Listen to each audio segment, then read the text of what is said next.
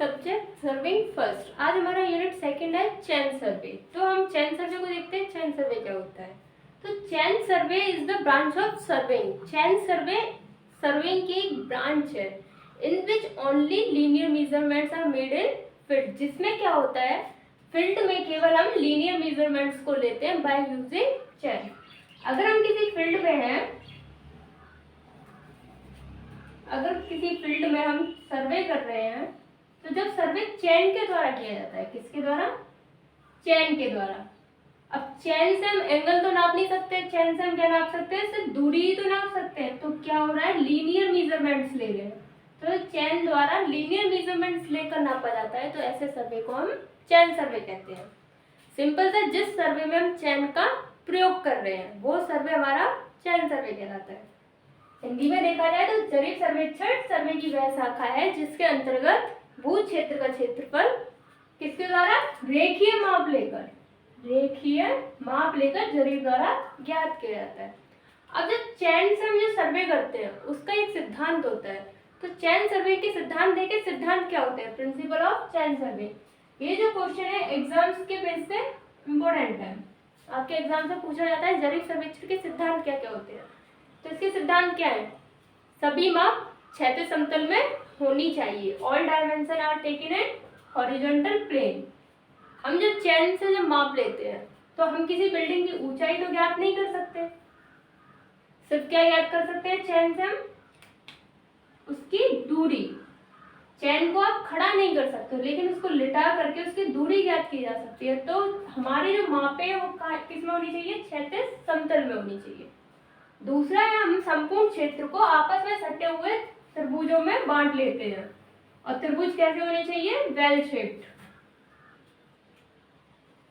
जब आप फील्ड बनाते हैं, आपका फील्ड जो है, हम क्या करते हैं? फील्ड को छोटे छोटे त्रिभुजों में बांट लिया जाता है। इससे क्या होता है, हमारा वर्क थोड़ा सिंपल हो जाता है। तो सभी फील्ड के पूरे एरिया को त्रिभुजों में बांट लेना चाहिए। Field are divided into triangles and triangle must be in well shaped. Triangle किसमें होने चाहिए? वेल शेप्ड होने चाहिए। वेल शेप्ड से मतलब क्या होता है? Triangle must be in well shaped. ऐसा त्रिभुज जिसका न्यूनतम एंगल 30 डिग्री से कम ना हो और अधिकतम एंगल 120 डिग्री से ज्यादा ना हो।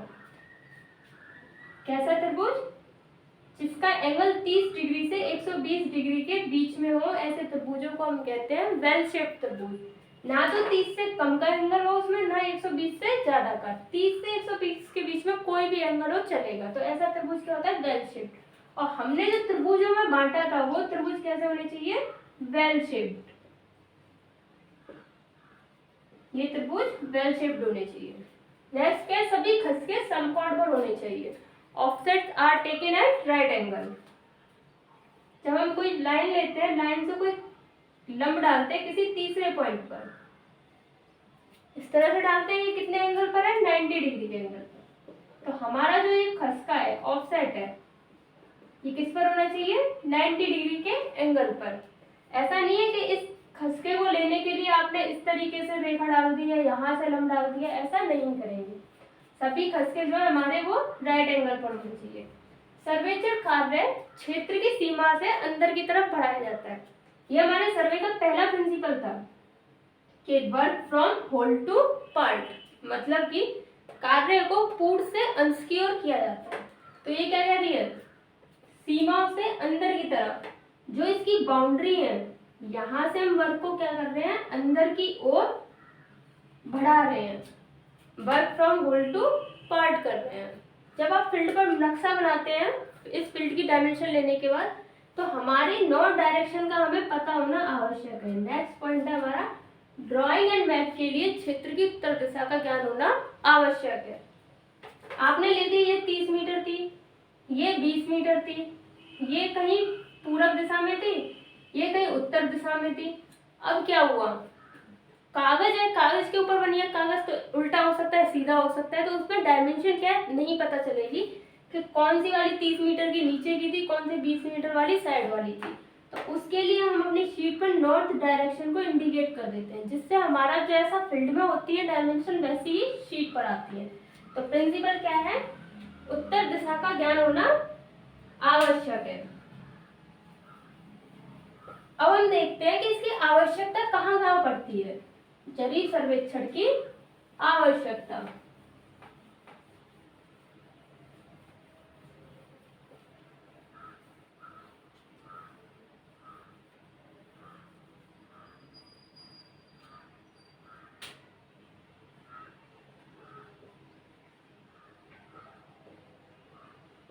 नीड ऑफ चैन सर्वे। इसकी आवश्यकता कहाँ पड़ेगी, जब हमारा भूक्षेत्र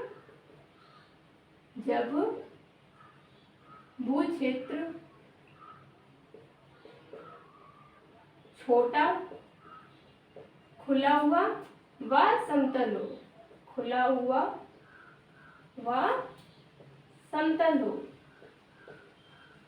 मतलब कि चैन सर्वे हम ऐसे फील्ड में कर सकते हैं जो फील्ड क्या हो, थोड़ा साइज में छोटा हो। बड़े एरिया में हम चैन सर्वे यूज नहीं कर सकते, क्योंकि आप चैन को कहाँ तक खींच कर लेके जाएंगे। तो छोटा हो, खुला हुआ हो, ऐसा ना हो कि वहां पे बिल्डिंग्स बन रही है, कंस्ट्रक्शन हो रही है, और समतल होना चाहिए। जरीब सर्वेक्षण की पहली आवश्यकता, ठीक है। दूसरा, स्थलाकृति समतल होनी चाहिए।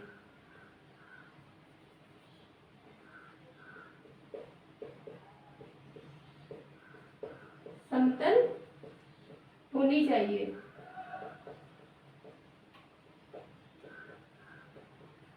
पहाड़ी इलाका नहीं होना चाहिए, इसका मतलब। नेक्स्ट है आपका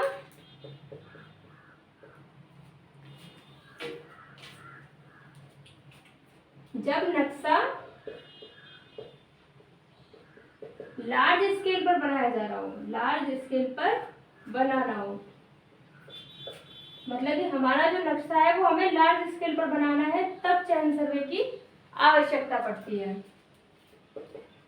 सभी स्टेशन आपस में एक दूसरे से दिखाई देते हो,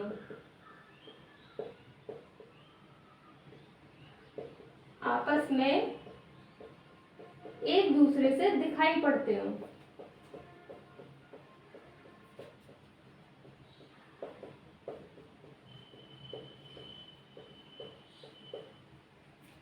मतलब क्या है, जब आपने फील्ड अपना सेलेक्ट कर लिया कि ये हमारा फील्ड है और ये हमारे मेन स्टेशन है ABCDE, तो ये आपस में दिखने चाहिए। ऐसा ना हो कि इनके बीच में कोई बिल्डिंग आ जाए, ऐसा ना हो कि इनके बीच में कोई बिल्डिंग हो और ये आपस में दिखाई ना देते हो। तो कोई भी बाधा नहीं होनी चाहिए हमारे मेन स्टेशन के बीच में। ये हमारे चैन सर्वे की आवश्यकता है। अब हम देखते हैं कि चैन सर्वे में यूज होने वाले इंस्ट्रूमेंट्स कौन कौन से हैं।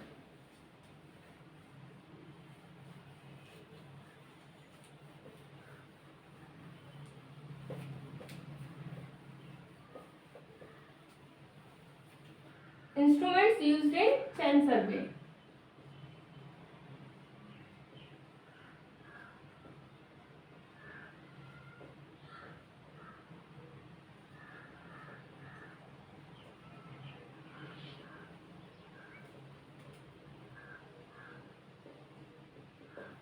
जरीब सर्वेक्षण में प्रयोग होने वाले उपकरण। तो जरीब सर्वेक्षण में प्रयोग होने वाले उपकरण देखते हैं कौन कौन से होते हैं।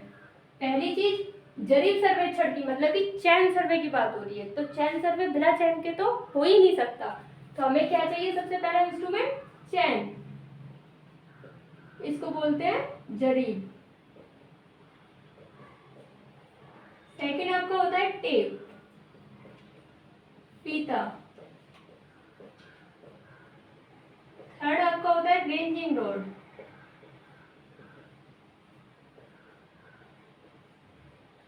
आरेखन दंड।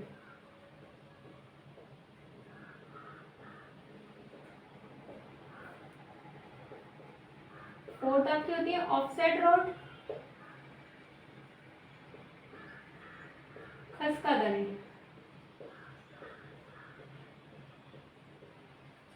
फाइव आपका होता है लाइन रेंजर,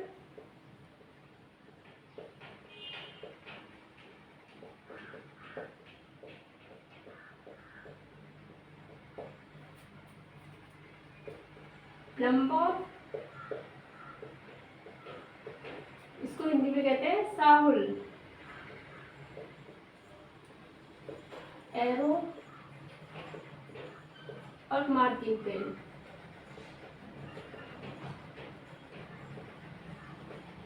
सुआ, टैक्स, खूटे,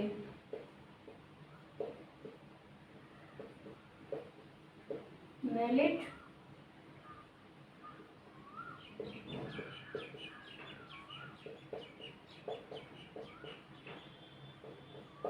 लकड़ी का हथौड़ा,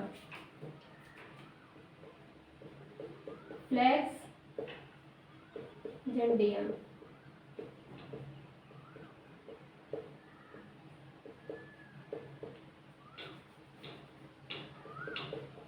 फील्ड बुक।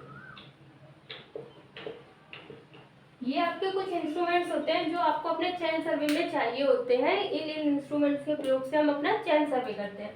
तो आज हम इन सभी इंस्ट्रूमेंट्स के बारे में एक एक करके जानते हैं कि ये होते क्या है, कैसे हम इनको समझ सकते हैं।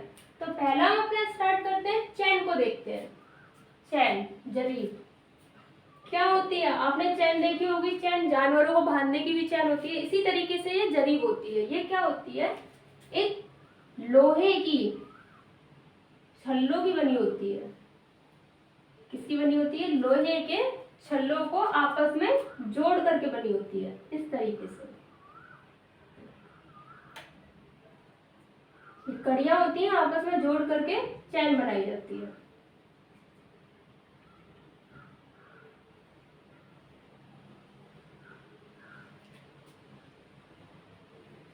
कुछ इसी तरीके की जंजीर होती है आपके जानवरों को बांधने वाली, सेम वैसे ही ये चैन होती है। तो चैन कहा जाए तो ये 4 mm व्यास के गैल्वेनाइज्ड आयरन से, मतलब ये जस्तीकृत लोहे से बनाई जाती है। किससे बनाई जाती है? गैल्वेनाइज्ड आयरन से, जीआई आयरन से। आयरन को मोड़ के उनको छल्लों का रूप देके तब बनाई जाती है इस तरह की चैन, जिसमें क्या होता है, इसके बीच में एक गोल छल्ला होता है।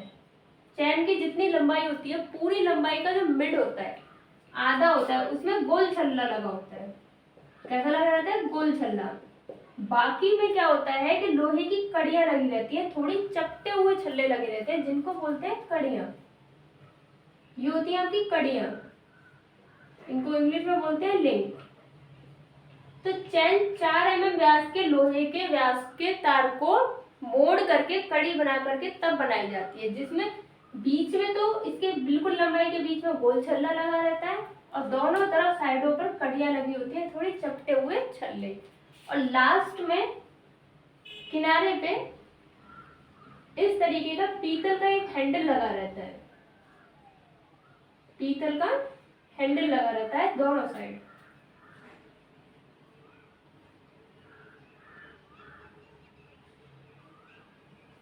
ये होता है हैंडल चैन का। चैन को पकड़ने के लिए, खींचने के लिए, ले जाने के लिए इस हैंडल में हाथ डाल के तब इसको खींचा जाता है, जिसके ऊपर यहाँ पर चैन की लेंथ लिखी रहती है। चैन की लेंथ किस चैन की? चैन की लंबाई क्या है, लेंथ क्या है, वो कहाँ पर लिखी होती है? उसके हैंडल पर। और ये हैंडल पीतल का होता है। तो चैन जो है वो आपकी कितने टाइप्स की होती है? हम चैन का टाइप्स देखते हैं। एक होती है आपकी मीटरी चैन,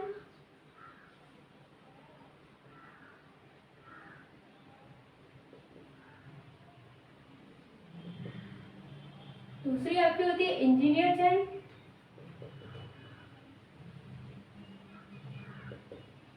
थर्ड आपकी होती है गंटर चैन,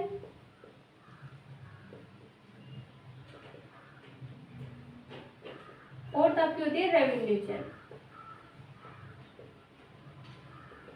अगर टाइप्स ऑफ चैन पूछे जाए तो आपके चैन 4 टाइप्स की होती है: metric chain, engineer chain, Gunter chain and revenue chain.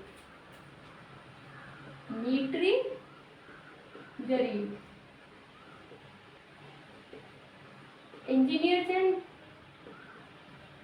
Gunter और रेवेन्यू को हिंदी में ये तो गंटर को गंटर ही बोलते हैं, इंजीनियर को इंजीनियर ही बोलते हैं, इसमें कोई भी डिफरेंस नहीं है। रेवेन्यू को देखा जाए तो इसको राजस्व जरीब राजस्व जरीब या फिर पटवारी जरीब बोलते हैं, पटवारी जरीब। तो हम इन चैनों को जानते हैं। इनमें से ये जो मीटरी चैन है ये आपका एमकेएस प्रणाली पर काम करती है। किस पर कार्य करती है? एमकेएस प्रणाली पर। बाकी की ये सभी चैनें आपकी एफपीएस प्रणाली पर कार्य करती है, फुट वाली पर और ये मीटर वाली पर। तो मीटरी चैन को देखते हैं। मीटरी चैन क्या होती है?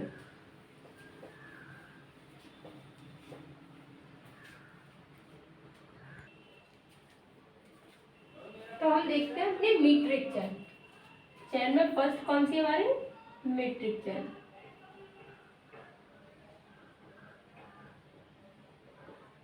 मीटर चैन को आप देखेंगे तो वो कुछ इस तरीके की होती है। चैन हमें पता है कि 4 mm के लोहे के तारों को गोल छल्लों में जोड़ के बनाया जाता है, आपस में जोड़ के। इसमें कड़ियां डली होती है, ये आपकी कड़ियां होती है, ये कुछ गोल छल्ले होते हैं। तो ये जो मीटरी चैन है ये मार्केट में आपको 5 मीटर, मीटर चैन मार्केट में आपको 5 metre, 10 metre, 15 metre, 20 metre, 20 metre, 30 metre की लंबाई में मिलती है। ये इसी लंबाई की आपको मार्केट में उपलब्ध होती है, 5 मीटर, 10 मीटर, 20 मीटर और 30 मीटर की, जिनकी लंबाई आपको कहाँ लिखी रहती है? चैन की लंबाई हैंडल पर। यहाँ हैंडल पर चैन की लंबाई लिखी रहती है।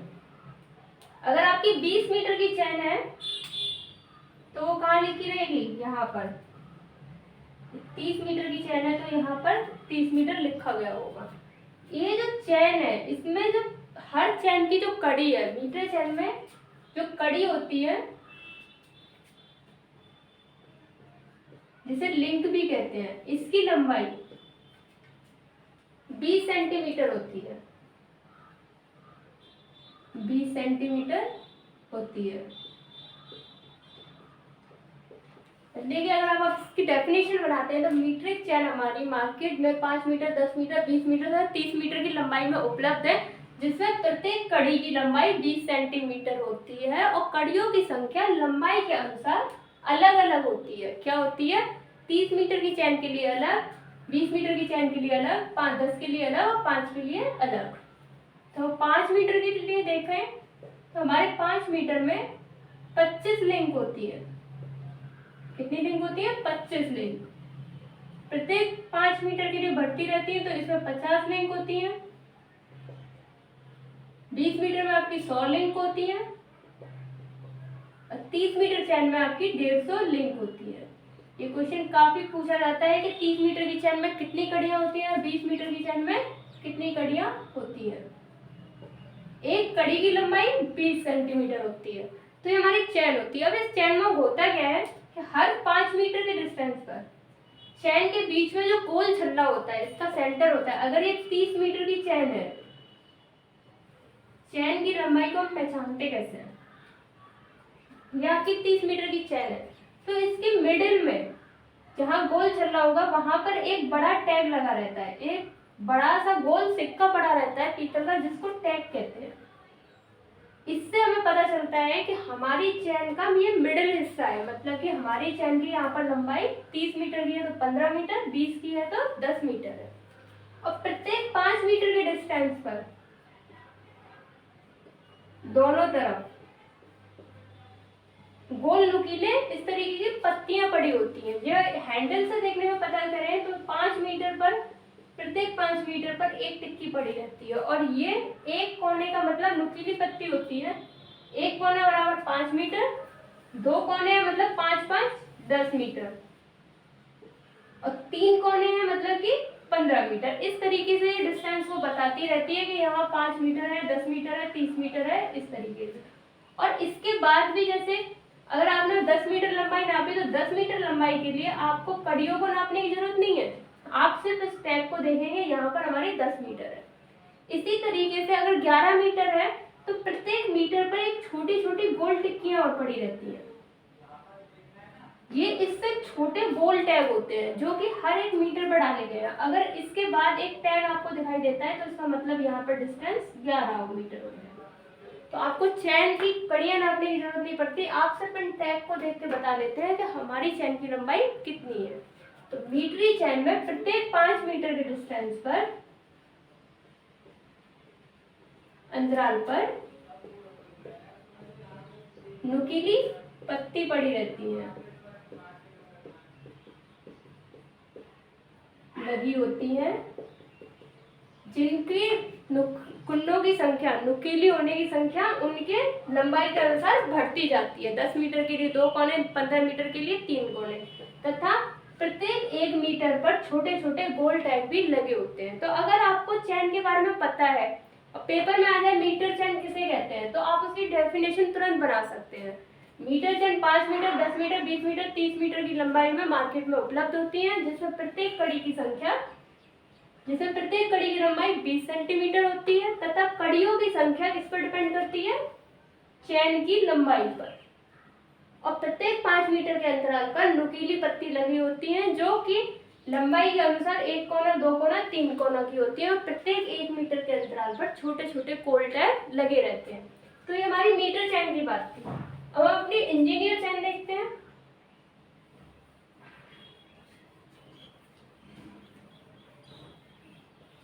सेकंड देखते हैं हम अपनी इंजीनियर चैन।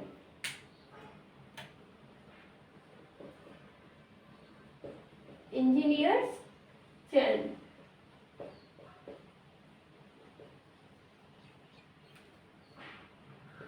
ये जो इंजीनियर चैन होती है, इसकी लंबाई इसको 100 फुटा चैन भी बोलते हैं, 100 फुट चैन भी कहते हैं, और ये मोस्टली आपको इंजीनियर्स नाम से ही मिलेगी। तो इंजीनियर चैन जो होती है, इसकी लंबाई 100 फुट होती है। इस चैन की लंबाई 100 फुट होती है। अब ये फुट में है, इसका मतलब ये किस सिस्टम पर काम कर रही है, ये एफपीएस प्रणाली पर कार्य करती है। किस पर कार्य करती है, एफपीएस प्रणाली पर। इस चैन में कड़ियों की संख्या 100 होती है, मतलब कि लिंक की संख्या कितनी है, लिंक की संख्या 100 होती है। अर्थात एक लिंक की लंबाई 1 फुट होती है, क्योंकि 100 फुट की हमारी चैन है और 100 ही उसमें लिंक है, तो एक लिंक की लंबाई कितनी हो गई, 1 फुट। तो क्या है, इंजीनियर चैन इस प्रकार की चैन की लंबाई, इस चैन को 100 फुट चैन भी कहते हैं, इस चैन की लंबाई 100 फुट होती है। यह एफपीएस प्रणाली पर कार्य करती है। इसमें लिंकों की संख्या 100 होती है तथा एक लिंक की लंबाई 1 फुट होती है। और चैन में, कौन सी चैन में, इंजीनियर चैन में प्रत्येक 10 फुट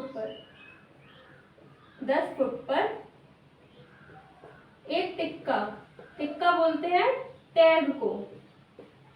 ये जो टैग होता है इसको बोलते हैं हम टिक्का। एक टिक्का लगा होता है, मतलब कि मीटर चैन में जो चीज 5 मीटर की थी, फुटी चैन में क्या है, वो 10 फुट के अंतराल पर एक टैग मिलेगा आपको। हर 10 फुट के अंतराल पर एक टैग मिलेगा। इसी तरीके से लंबाई के साथ 10 फुट के लिए एक कोना, 20 फुट के लिए 2 कोने, 30 फुट के लिए 3 कोने, इस तरीके से अपना मिडिल में बड़ा, और मिडिल में ये बड़ा टैग ही रहेगा। सेम मीटर की तरह ही है, लेकिन मीटर में 5 मीटर पे था और ये 10 फुट के डिफरेंस पर नुकीली पत्तियां लगी होती है। लेकिन अब इस चैन का यूज नहीं होता है, क्योंकि हम लोग एमकेएस सिस्टम पर कार्य करते हैं और ये एफपीएस सिस्टम जो है बहुत रेयर यूज होता है। बट एग्जाम के नोटिस से ये चैन सभी बहुत इंपॉर्टेंट है। Mostly engineer chain, Gunter chain and revenue chain. तो हम गंटर चैन देखते हैं। गंटर चैन क्या होती है,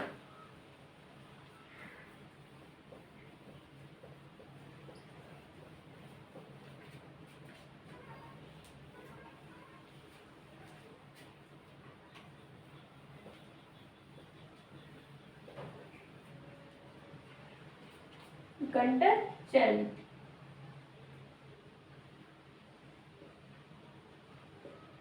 इस चैन का दूसरा नाम है सर्वेयर चैन। इस चैन को सर्वेयर चैन भी कहते हैं।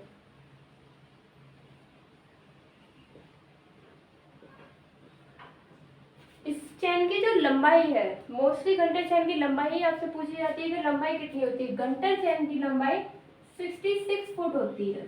कितना होती है 66 फुट। और इसमें कड़ियों की संख्या, लिंक की संख्या 100 होती है। मतलब कि एक लिंक कितने की हो गई, एक लिंक बराबर होता है 0.66 फुट। तो डेफिनेशन क्या बनाएंगे, गंटर चैन को सर्वेयर चैन भी कहते हैं। इस चैन की लंबाई 66 फुट होती है तथा कड़ियों की संख्या इसमें 100 होती है। एक कड़ी और प्रत्येक कड़ी की लंबाई कितनी है 0.66 फुट होती है। ये जो गंटर चैन है इसको किसके लिए यूज करते हैं, इसकी लंबाई क्या है 66 फुट, इसलिए इसका बहुत बड़ा रोल है। इस चैन का प्रयोग हम मील, फरलॉग इन सब को नापने में करते हैं। इस चैन के यूज से मील में या फरलॉग में डायमेंशन हमारी एकदम डायरेक्ट निकल आती हैं, या फिर आपका एकड़ है, बीघा है, उन सब की डायमेंशन आप इसमें डायरेक्ट निकाल सकते हैं। जैसे कि आपकी एक मील बराबर कितनी होती है, एक गंटर चैन बराबर कितना है 66 फुट, जो कि बराबर होता है 22 गज के। अगर आपको गज में भी डायमेंशन निकालनी है तो आप चैन से डायरेक्ट निकाल सकते हैं। एक गंटर चैन बराबर होता है 66 फुट बराबर 22 गज के। 80 गंटर चैन बराबर होता है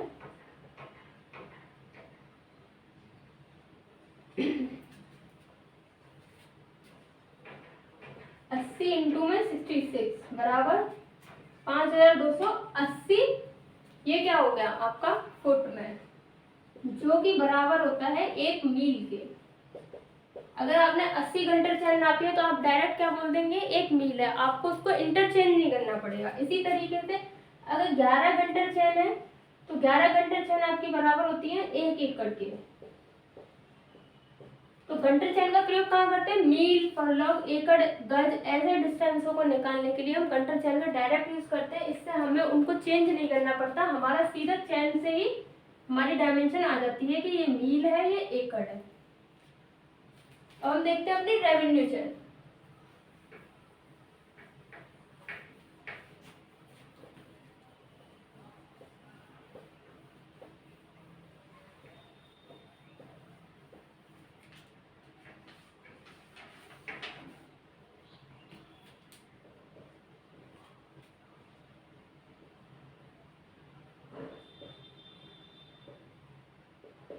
इसको क्या बोलते हैं, राजस्व जरीब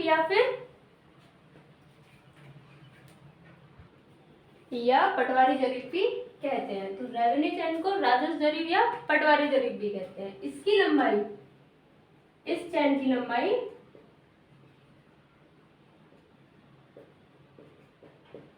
कितना होती है 33 फुट।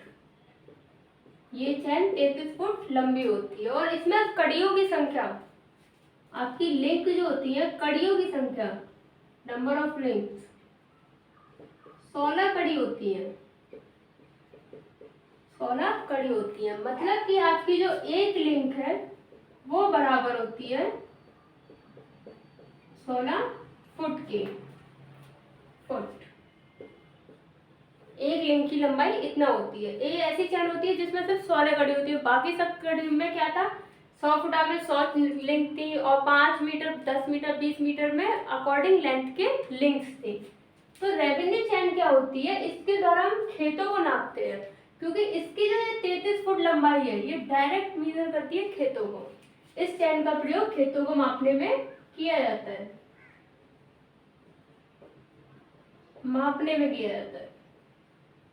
एक रेवेन्यू चैन को ले लो, 5 चैन बराबर आपका होता है 5 इंटू में 33 इक्वल टू 165। मतलब कि 25 चैन बराबर आपका इसमें होता है 165 इंटू 165 बराबर 22,275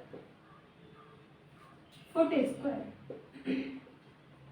फुट स्क्वायर फुट बोल सकते हैं आप इसे। जो कि ये जो डायमेंशन है ये बराबर होती है आपके 1 बीघा के, ये बराबर होती है 1 बीघा के। तो आप सीधे 25 चैन डालेंगे, आपको पता चल जाएगा कि हमारा खेत 1 बीघा है। तो खेतों की डायमेंशन के लिए रेवेन्यू चैन का प्रयोग किया जाता है। अगर कोई पूछे खेत मापने के लिए किसका प्रयोग किया जाता है, तो रेवेन्यू चैन का, पटवारी जरीब का। और घंटा जरीब का प्रयोग कहाँ किया था? मील या फरलॉग या एकड़ की माप के लिए। इंजीनियर चेन्स का यूज अब कम होता है और मीटरी चेन का प्रयोग इंजीनियरिंग में मोस्टली मीटरी चेन का ही प्रयोग किया जाता है। तो अब हमने अपना चेन देख लिया। तो चेन क्या है, इसका हमें चेन को हम यूज करते हैं तो हमें ये कोई भी चीज यूज हो रही है तो खराब भी होती है। तो हम जरा सी टेस्टिंग एंड एडजस्टमेंट देखते हैं चेन की कैसे होती है। Testing and adjustment of chain.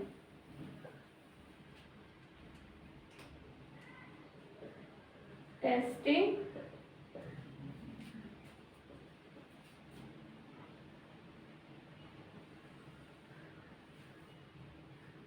and adjustment of chain।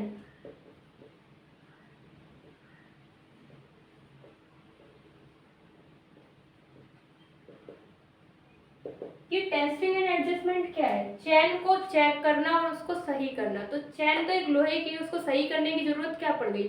जब आप चेन को यूज करते हैं तो क्या होता है, आप चेन ऊबड़ खाबड़ जगह पर खिसक रही है, खींच रही है, तो खींचने से कभी कभी चेन की जो लंबाई होती है वो घट या बढ़ जाती है। या फिर आप अधिक झटकों से उसको खींच रहे हैं और अधिक फोर्स उस पर लगा रहे हैं चेन पर, तो भी क्या आपकी चेन की लंबाई घट बढ़ जाएगी, मतलब कि चेन में डिफेक्ट आ जाएगा।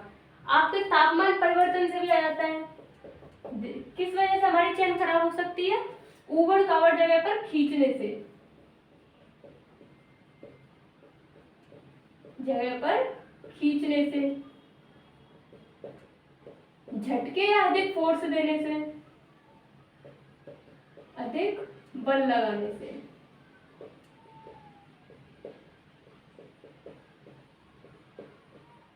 टेम्परेचर का इफेक्ट भी इस पर पड़ता है, तापमान परिवर्तन के कारण।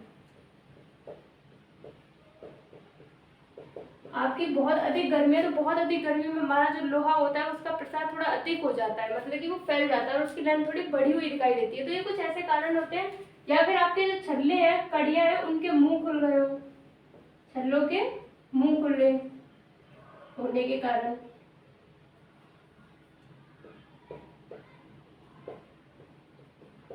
अगर ऐसा होता है तो हमारी चेन की लंबाई क्या होती है, ये कुछ कारण होते हैं जिससे डिफेक्ट हो जाती है। तो इसके लिए हम अपनी चेन की जांच करते हैं, टेस्टिंग करते हैं, कहीं हमारी चेन लंबी तो नहीं हो गई या कम तो नहीं हो गई, तो उसके लिए हमें टेस्ट करते हैं। तो टेस्टिंग देखते हैं टेस्टिंग कैसे होती है। Testing of chain length. जब भी आप चैन को यूज करेंगे तो चैन को यूज करने से पहले, चैन को फील्ड पर ले जाने से पहले उसकी लेंथ चेक की जाती है यहाँ पर कि हमारी चैन जितना हैंडल पर लिखा है उतनी लंबाई की है भी या नहीं। हो सकता है उसमें कुछ छल्ले निकल गए हो, कम की होगी हो, ज्यादा की होगी हो। तो इसके लिए हम एक प्लेटफॉर्म लेते हैं। प्लेटफॉर्म का मतलब साफ पक्की जगह लेते हैं, वहां पर खूंटियां गाड़ते हैं, लकड़ी की खूंटियों को गाड़ा जाता है एक स्टैंडर्ड टेप की सहायता से। स्टैंडर्ड टेप की सहायता से एक ऐसा टेप लेते हैं, ऐसी टेप या बैंड जो भी आपकी नापने की चीज होती है जिससे सिर्फ हम इसी लंबाई को नापते हैं, उसको किसी और कार्य के लिए यूज नहीं करते। अगर इस टेप को आप अदर कार्यों के लिए यूज करेंगे तो इसमें भी डिफेक्ट आ जाएगा। तो इसको सिर्फ टेस्टिंग के लिए रखा जाता है, इसलिए इसको स्टैंडर्ड टेप बोलते हैं। इससे हम, अगर हमारी 30 मीटर की जरीब है, चैन है, या 20 मीटर की चैन है, तो उसी के अकॉर्डिंग प्लेटफॉर्म बना लेते हैं, लकड़ी की खूंटियों को 10-10 मीटर के डिफरेंस पर रख लेते हैं। कुछ इस तरीके से सीध में लकड़ी की खूंटियां गाड़ दी जाती हैं 10-10 मीटर के डिफरेंस पर।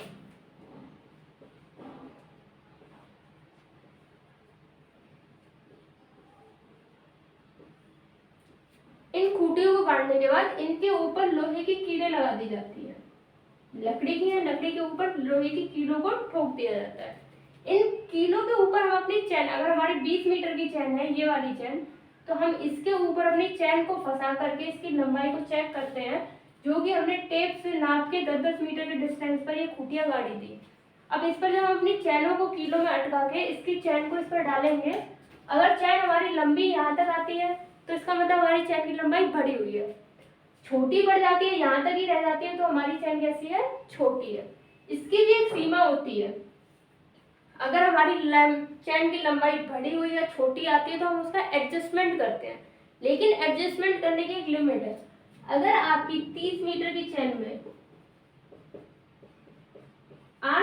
अंतर आता है प्लस माइनस का।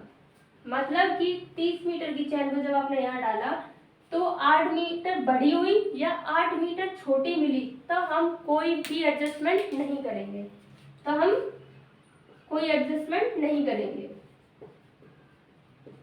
इतना हम चलने देते हैं कि इतना तो चलता है। और 20 मीटर की चैन के लिए यही डायमेंशन जो होती है प्लस माइनस 5 mm तक।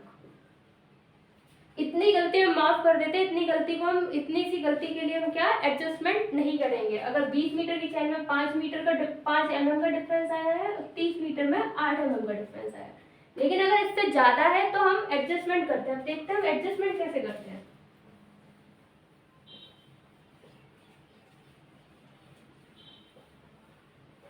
टेस्टिंग तो हमने कर ली, ज्यादा हुई या बढ़ी हुई है, अब हम एडजस्टमेंट करते हैं।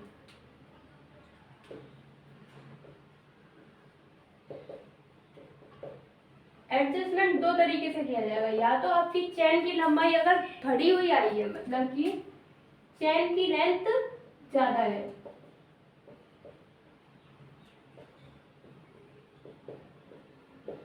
तब हमें क्या करना है, अपनी चैन की लंबाई को कम करना है, मतलब कि लंबाई को कम करना है।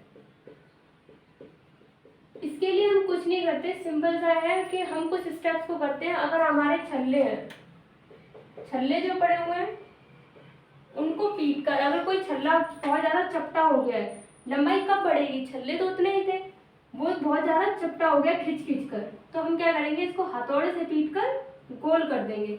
जैसे इसको गोल करेंगे इसकी लंबाई कम हो जाएगी। छल्लों को पीट कर गोल कर देते हैं।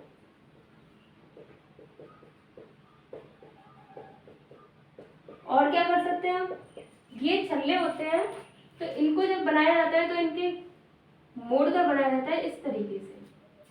कभी कभी क्या होता है, ज्यादा यूज करने से इनका मुंह ज्यादा ही खुल जाता है और हमारी चैन की लेंथ हमें बढ़ी हुई नजर आने लगती है। तो जो छल्लों के मुंह है उनको बंद करके, छल्लों के मुंह को बंद करके,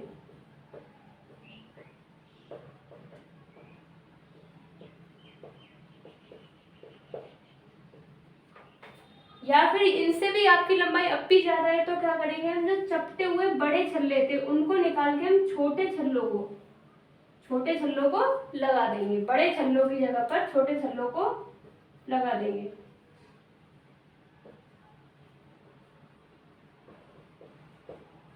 छोटे छल्लों का प्रयोग करेंगे।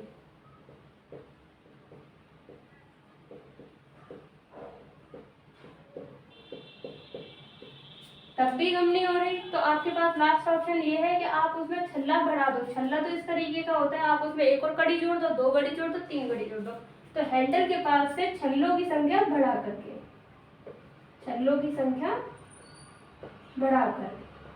इस तरीके से आप क्या कर सकते हैं, अपनी लंबाई को, हमें लंबाई को कम करना है। छल्लों को निकाल कर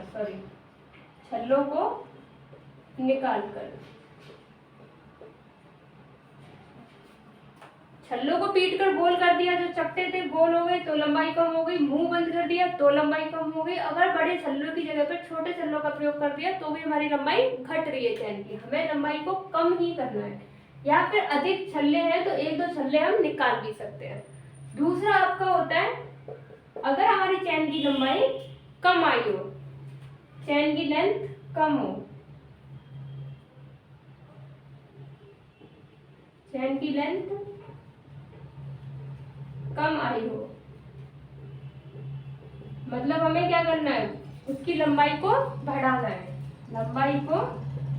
है। तो ठीक हम इसका क्या करेंगे, अपोजिट करेंगे। जैसे कि इसमें फर्स्ट क्या कर रहे थे, हम छल्लों को पीट कर गोल कर रहे थे, तो इसके लिए हम क्या करेंगे, अगर कोई छल्ला गोल है तो उसको पीट कर हम कैसा कर देंगे, चपटा। गोल छल्ले को पीट कर चपटा कर देंगे। अगर हम चपटे को गोल कर सकते हैं तो गोल को भी चपटा कर सकते हैं। जब इसको हमने छोटा कर दिया तो एडजस्टमेंट, ये तो जुगाड़ होती है, आपको जैसा चाहिए आप वैसा उसको कर लीजिए। गोल छल्लों को पीट कर चपटा कर दो, उसकी लंबाई अपने आप बढ़ जाएगी। नहीं तो क्या है, छल्लों के ये जो मुंह बंद करे हैं उनके मुंह को आप थोड़ा खोल भी सकते हैं, पर ये अच्छा उपाय नहीं होता है, इसमें हम ये नहीं कर सकते। बड़े छल्लों की जगह छोटे छल्लों का प्रयोग करते हैं। तो आप क्या करेंगे, छोटे छल्लों की जगह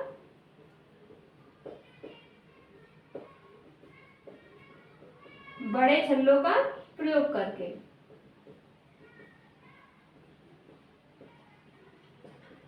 या फिर छल्लों को इसमें हमने निकाल दिया था, यहाँ पर हम छल्लों की संख्या बढ़ा करके, छल्लों को बढ़ाकर आप एक दो छल्ले उसमें एक्स्ट्रा डाल दीजिए। तो इस तरीके से हम क्या है, हमें कम करनी है तो हम कम कर सकते हैं, ज्यादा करनी है तो ज्यादा कर सकते हैं।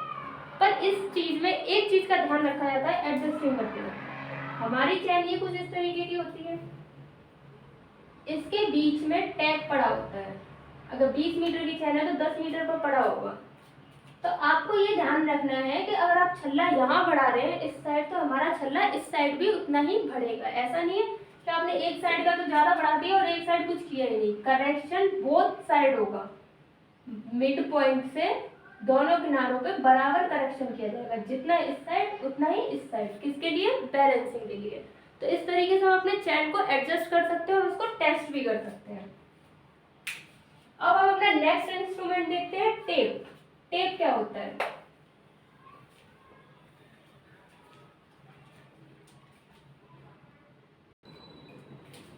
तो हम देखते हैं टेप।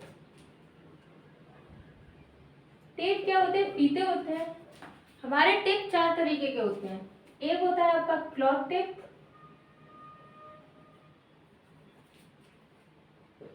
Cloth tape. दूसरा होता है आपका मेटलिक टेप।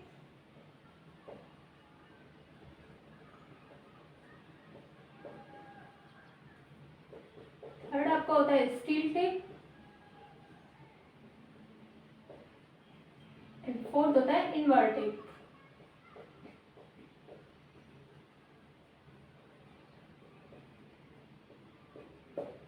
टेप का प्रयोग मोस्टली किया कहाँ जाता है, जब हमारे पास दूरी नापने के लिए चैन है तो हम टेप का प्रयोग क्यों करते हैं। तो सर्वे जब करते हैं तो फील्ड में सर्वे करते वक्त टेप का मोस्टली प्रयोग खसके डालने में किया जाता है। क्या डालने में, ऑफसेट डालने में। ऑफसेट डालने के लिए हम टेप का प्रयोग करते हैं। अब हम कौन कौन से टेप होते हैं इनको देखते हैं। हमें अपने इंस्ट्रूमेंट्स की जानकारी होना आवश्यक है ताकि हम उनको अच्छी तरीके से यूज कर सकें। तो पहला होता है क्लॉथ टेप। क्लॉथ टेप कपड़े का फीता होता है जो कि मोस्टली टेलर यूज करते हैं, और इसको हम लोग अपने इंजीनियरिंग वर्क में यूज नहीं करते हैं। टेप में जो क्लॉथ टेप है यह हमारे वर्क में यूज नहीं होता है। दूसरा देखते हैं मेटलिक टेप। मेटलिक टेप इसको बोलते हैं धात्विक फीता। धात्विक फीता ये जो होता है इसको कपड़े के साथ करते हैं। तांबा, पीतल और कांसे के पतले तार, तांबा, पीतल और कांसे के पतले तारों को कपड़ों के साथ बुन के बनाया जाता है। इस टेप का नाम मेटलिक टेप, मतलब कि धात्विक धातु, धात्विक फीता। इसमें हम पीतल, कांसे और तांबे के तारों को कपड़ों के साथ बुनकर तब इसको तैयार करते हैं। आपने देखा होगा कि कुछ कपड़े ऐसे आते हैं उनमें चांदी के तार पड़े होते हैं, आपके नोट में भी तार पड़ा होता है। उसी तरीके से पतले पतले तारों को बुनकर इस तरीके के फीते को तैयार करते हैं। नॉर्मली इसका प्रयोग हो जाता है क्योंकि ये इससे तो मजबूत होता है और वाटर प्रूफ भी होता है क्योंकि इसके अंदर मेटल होती है, तारों को हमने बुनकर डाला हुआ है। तो नॉर्मली इस टेप का यूज कर लिया जाता है। बट क्या होता है, इस तरीके के टेप में एक प्रॉब्लम है कि जब टेम्परेचर का इस पर इफेक्ट पड़ता है तो कपड़े की तरह ये फैल जाता है, क्योंकि इसमें क्या है, कपड़े के अंदर हमने तारों को बुनकर बनाया है। पतले तारों को कपड़े के साथ बुनकर तैयार किया है।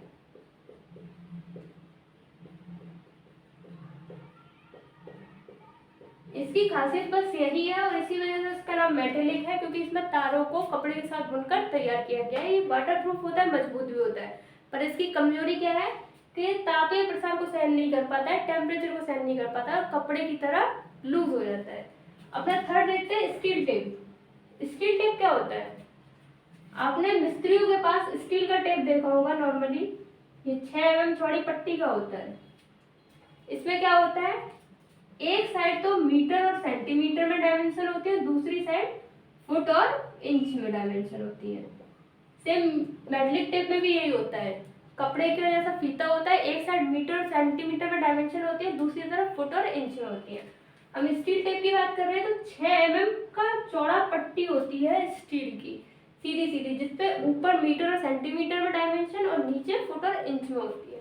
नॉर्मली मिस्त्री इसी का प्रयोग करता है और ये मार्केट में आपका 1 मीटर की लंबाई में मिलता है, 2 मीटर की लंबाई में मिलता है, 5 मीटर की लंबाई में मिलता है, 10 मीटर की लंबाई में मिलता है और 20 मीटर की लंबाई में मिलता है। जो स्टील टेप है वो इन लेंथ में आपको मिलता है।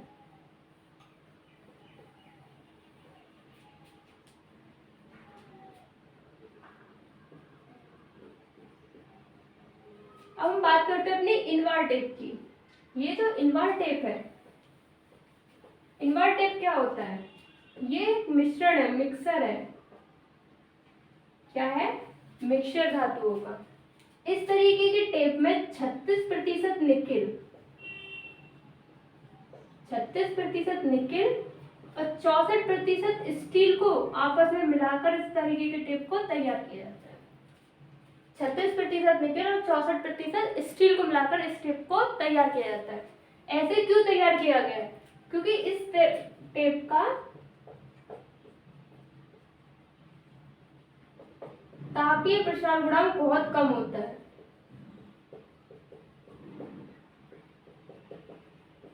बहुत कम होता है। किसकी वजह से, बिकॉज ऑफ इसके मिक्सचर की वजह से इस टेप का तापीय प्रसार गुणांक बहुत कम होता है। इसका मतलब कितनी भी गर्मी हो, कितनी भी सर्दी हो, ना ही वो फैलेगा ना ही वो सिकुड़ेगा। और इसी वजह से ये बहुत महंगा होता है। क्या होता है, महंगा, और हाईली प्रीसियस वर्क के लिए इसका यूज किया जाता है। हाईली प्रीसाइज वर्क के लिए इसका प्रयोग किया जाता है। हाईली प्रीसाइज का मतलब है, अगर आपको बेस लाइन डालनी है, बेस लाइन डालनी है, या फिर चैन और टेप की लंबाई चेक करनी है, चैन और टेप की टेस्टिंग लाइन चेक करनी है।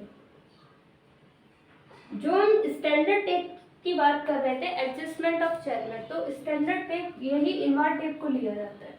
ये क्या करता है, इसको मोस्टली ज्यादा वर्कों में यूज नहीं करते हैं, सिर्फ क्योंकि ये बहुत महंगा होता है, इसी वजह से चैन या टेप है आपका, उसकी खुद की जांच करने के लिए कि चैन की लंबाई कितनी सही है,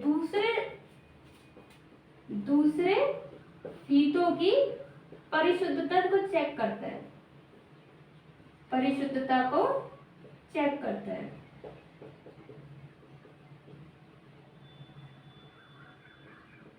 और यही जो टॉपिक है आपका इनवार टेप, ये इम्पोर्टेंट टॉपिक है।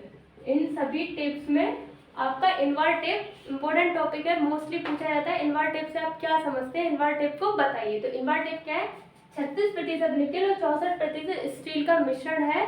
इस टेप का तापीय प्रसार गुणांक बहुत कम होता है, इसलिए यह बहुत महंगा होता है और इसका प्रयोग हाईली प्रीसाइज वर्क में किया जाता है, जैसे आधार लाइन डालने में, चैन और टेप की टेस्टिंग करने में, उसकी लंबाई की जांच करने में। तो ये हमारे टेप्स थे।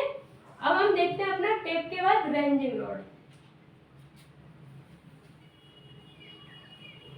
रेंजिंग रॉड क्या होती है,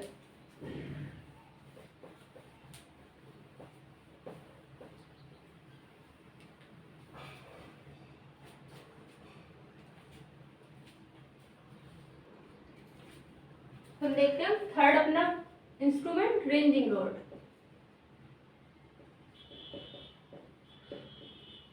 चैन सर्वे में चैन और टेप के बाद इंपॉर्टेंट कोई इंस्ट्रूमेंट है तो वो है रेंजिंग। रेंजिंग होता क्या है, ये एक लोहे की गोल छड़ होती है। क्या होती है, लोहे की एक गोल छड़।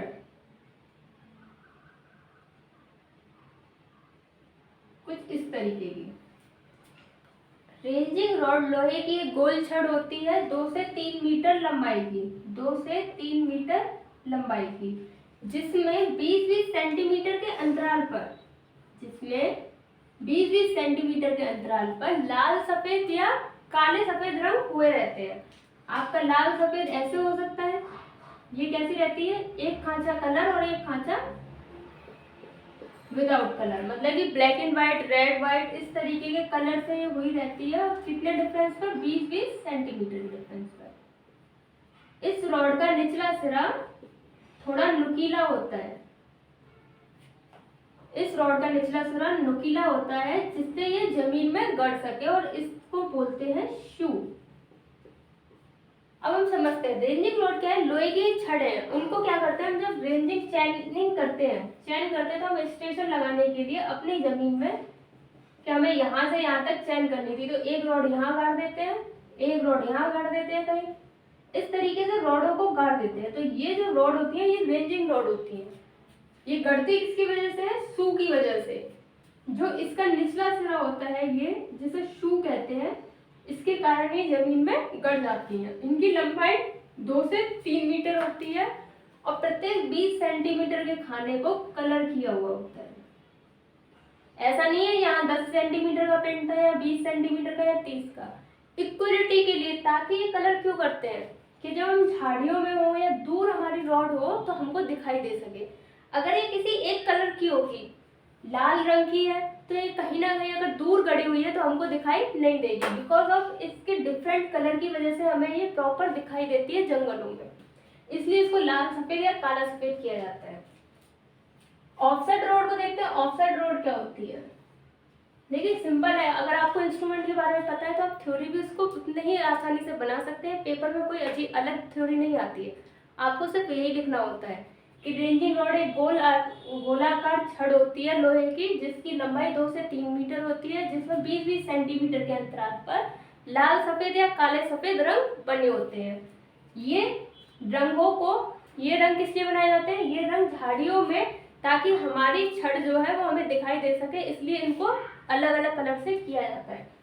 रॉड के नीचे का सिरा नुकीला होता है जिसे शू कहते हैं, जिसको द्वारा हम रॉड को जमीन में गाड़ सकते हैं। बस आपको यही थ्योरी लिखनी है। अब हम देखते हैं अपना ऑफसेट रॉड। ऑफसेट रॉड क्या होता है, क्या होती है, खसखदड़। सेम ऑफसेट रॉड आरेखन रॉड जैसी ही रॉड होती है, कैसी, रेंजिंग रॉड जैसी। सिर्फ इसमें डिफरेंस इतना है कि इसमें एक खांचा कटा हुआ होता है ऊपर, और इसकी लंबाई सिर्फ 2 मीटर तक होती है। कितनी होती है, 2 मीटर तक। बाकी ये सेम रेंजिंग रॉड की तरह दिखती है। तो ऑफसेट रॉड को आप क्या कह सकते हो, ये रॉड रेंजिंग रॉड की तरह ही रॉड होती है। इनकी लंबाई 2 मीटर होती है और इसके ऊपरी सिरे पर एक खांचा कटा होता है, जिससे क्या है, जब हम जंगल में सर्वे कर रहे हैं, किसी जंगल में है और वहां पर हम क्या कर रहे हैं, सर्वे कर रहे हैं, तो हमारी चैन फंस गई घास में, तो हम इस खांचे में अपनी चैन को फंसा करके और अपनी चैन को घास से निकाल सकते हैं। ये ज्यादातर जंगलों में सर्वे करने के लिए यूज होती है, जहां पर हमारी चैन नीचे फंस ना जाए तो हम इस खांचे में डाल के रखते हैं और इसमें से फंसा के अपनी चैन को वहां से बाहर निकाल ले। बाकी इसमें कोई डिफरेंस नहीं है। थर्ड आपका है fifth, line ranger. Line ranger.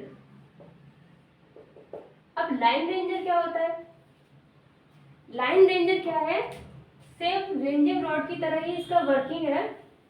Ranging rod का प्रयोग होता है रेंज करने के लिए। रेंज का मतलब समझते हो, सीध, किसी चीज की सीध बांधने के लिए। हम रेंजिंग रॉड में गए तो रेंजिंग रॉड क्या करती है, 2 बिंदुओं के बीच की सीध को बांधती है। सेम लाइन रेंजर का प्रयोग 2 बिंदुओं के बीच की सीध को बांधने के लिए किया जाता है, बीच की सीध बांधने के लिए।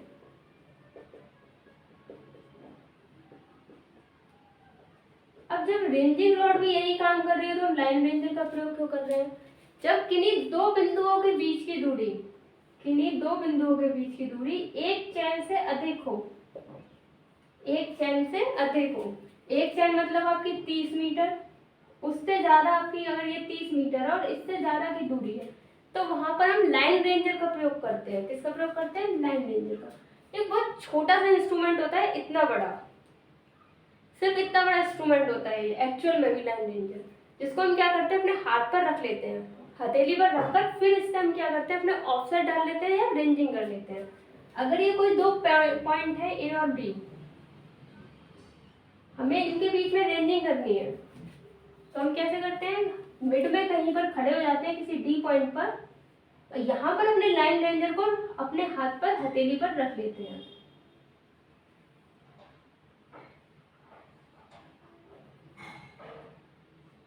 अब लाइन रेंजर में क्या होता है कि इसके अंदर ऊपर इस तरीके की डिब्बी लगी होती है, चौकोर बॉक्स होता है जिसमें 2 शीशे लगे होते हैं जिन्हें हम कहते हैं प्रिज्म। क्या बोलते हैं? प्रिज्म। इसकी साइड्स पर प्रिज्म लगे रहते हैं। यहाँ पर एक रॉड होती है, उसके ऊपर बॉक्स बना होता है, बॉक्स में एक साइड प्रिज्म होता है, दूसरी साइड प्रिज्म होता है। जब हम इसको अपनी हथेली पर लेके खड़े होते हैं तो यहाँ से देखने पर इसका प्रोजेक्शन और इसका प्रोजेक्शन हमें शीशे पर दिखाई देता है। अगर इन दोनों रॉडों के प्रोजेक्शन हमें कुछ इस तरीके से दिखाई दे,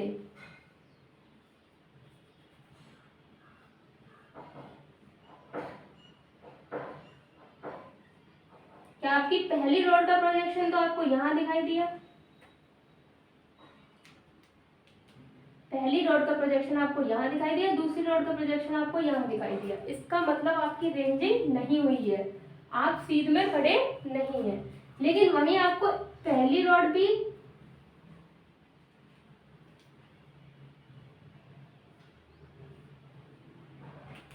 आपकी पहली रॉड का प्रोजेक्शन यहाँ आ रहा है और दूसरी वाली रॉड का प्रोजेक्शन भी यहाँ आ रहा है। इसका मतलब आपकी रेंजिंग हो चुकी है। और इसी रेंजिंग जब ये इस तरीके की कंडीशन में हो कि इसका प्रोजेक्शन और इसका प्रोजेक्शन ऐसा सीध में दिखाई दे आपको देखने पर, तो आप यहाँ से लंब भी डाल सकते हैं किसी भी पॉइंट पर, तो ये लंब डालने का कार्य भी करता है। तो लाइन रेंजर सिर्फ एक छोटा सा इंस्ट्रूमेंट है। अब हम प्लम बॉब को देखते हैं। प्लम बॉब क्या होता है? प्लम बॉब तो आपने सुना ही है, ये क्या होता है? साहुल। साहुल या प्लम बॉब से नहीं जानते हो आप, ऐसे तो जानते ही होंगे। आपने लोहे का मिस्त्रियों के पास एक छोटा सा इस तरीके का इंस्ट्रूमेंट देखा है। ये क्या होता है? प्लम बॉब, जिसमें ये जो लोहे का नीचे जो हिस्सा होता है ये होता है 300 ग्राम वजन का। इसमें एक डोरी लगी होती है, ये डोरी होती है नायलॉन की, जिसकी लंबाई 2 से 3 मीटर होती है। इस प्लम बॉब की नायलॉन जो धागा लगा होता है इसकी लंबाई 2 से 3 मीटर होती है। इसका प्रयोग हम करते क्यों है? इसका प्रयोग सीध नापने के लिए, ऊर्ध्वाधर सीध, वर्टिकल सीध नापने के लिए।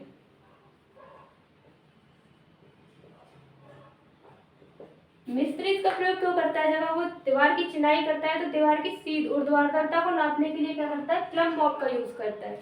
हम अपने सर्वे में मोस्टली अगर हम यहाँ वर्क कर रहे हैं शीट पर रखकर, मोस्टली प्लेन टेबल में यूज करते हैं, तो शीट के स्टेशन को नीचे जमीन पर लोकेट करने के लिए हम प्लम बॉब का यूज करते हैं। जहां पर हमारा सीधा यहाँ से शीट से हम देखते हैं अपना प्लम बॉब यहाँ जमीन पर होगा तो यहीं पर हमारा स्टेशन हो जाता है।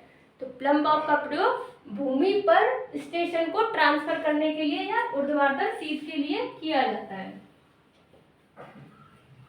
नेक्स्ट है आपके एरो। एरो क्या होता है? एरो को देखते हैं। एरो आपके कुछ इस शेप के लोहे के तार के बने हुए होते हैं।